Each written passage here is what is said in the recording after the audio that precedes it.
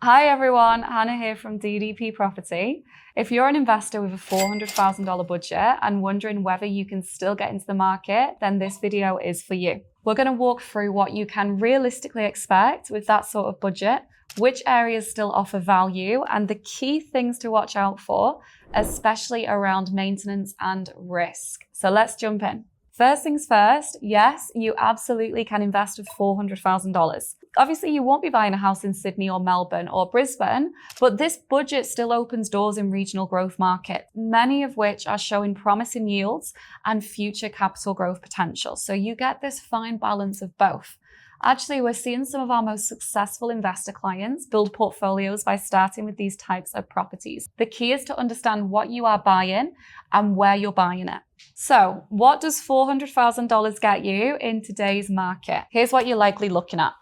An older freestanding home, most likely located in regional cities or large country towns, often on larger blocks of land, 600 square meters or more. Some examples of places we might look at: Toowoomba or Bundaberg in Queensland, Murray Bridge or Whyalla in South Australia, Dubbo, Tamworth or Wagga Wagga in New South Wales, Ballarat or Mildura in Victoria. These are just some established regional hubs with schools, hospitals, shops, transport, infrastructure, everything in place. They're offering strong rental demands, really strong yields, often 6% or more, with a lot of room for long-term growth. Plus, they're going to give you a large block of land. Now, land is what goes up in value over time, not necessarily the build itself. And in some areas, this may also mean subdevelopment potential. Now, what are the trades-off? With a $400,000 budget, you are usually buying older homes, so there's often a little more maintenance involved. That could mean replacing a roof, the gutters, plumbing or electrical upgrades, cosmetic fixtures such as flooring, paint or kitchens,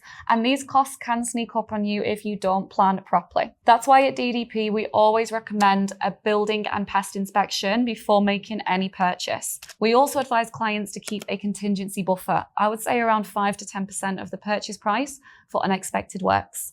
Another point to consider: bank lending restrictions. Some lenders may have postcode limitations or stricter LVR rules for certain regional towns. So working with an experienced finance broker is essential. And finally, capital growth is not always immediate.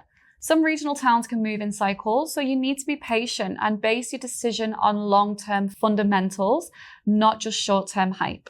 Despite the risks, $400,000 can be a powerful launchpad for building long-term wealth. And here's why. You can buy into positive cash flow properties from day one, especially if rental demand is strong. You're diversifying geographically, reducing reliance on metro markets. You're buying a real asset with real land, something that apartments cannot always offer.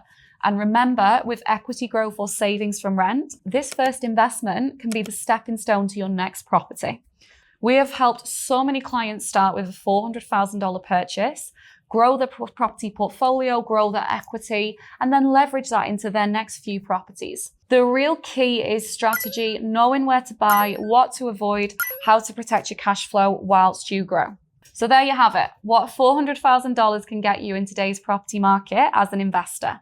If you're ready to make a smart move and want help finding the right property in the right location, then reach out to our team at DDP Property. Don't forget to like, subscribe, and drop your questions below. We'd love to help you on your journey to financial freedom. See you in the next video.